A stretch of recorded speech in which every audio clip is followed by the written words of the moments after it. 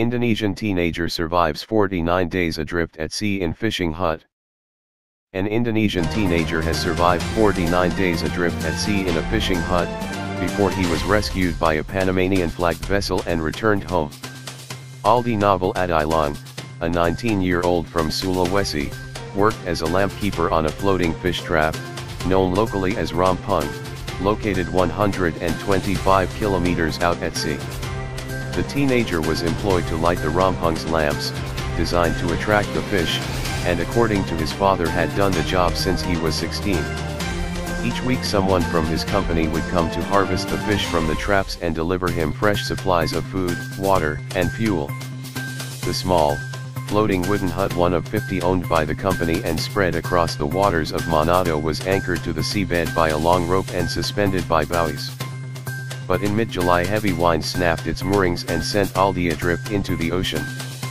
The teenager only had a few days' worth of supplies and survived by catching fish, burning wood from his hut to cook them, and sipping seawater through his clothes to minimize his salt intake. The Indonesian consulate in Osaka said that 10 ships had sailed past the Indonesian teenager before a Panamanian-flagged vessel, MV Arpeggio, finally picked him up in the waters off Guam on August 31, more than a month and a half later.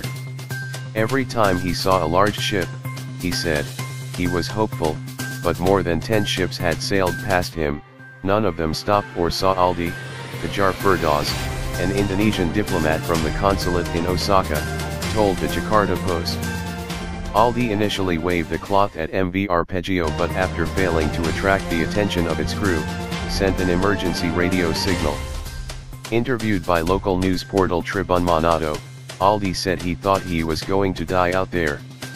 At one point he said was suicidal and considered jumping into the ocean, but remembered his parents' advice to pray in times of distress. He had a Bible on board, so he did. After rescuing him, the captain contacted the Guam Coast Guard, and as the ship was headed to Japan, it was decided the teenager would be handed over to consulate officials on arrival in Tokuyama on September 6. Stranded in the middle of the ocean without supplies and unsure of his fate, Aldi was scared and cried often during the experience, said Firdaus. The teenager flew home to Manado on September 8, accompanied by consulate officials, and is reportedly in good health. MW News. Please subscribe my channel. Thanks for watching.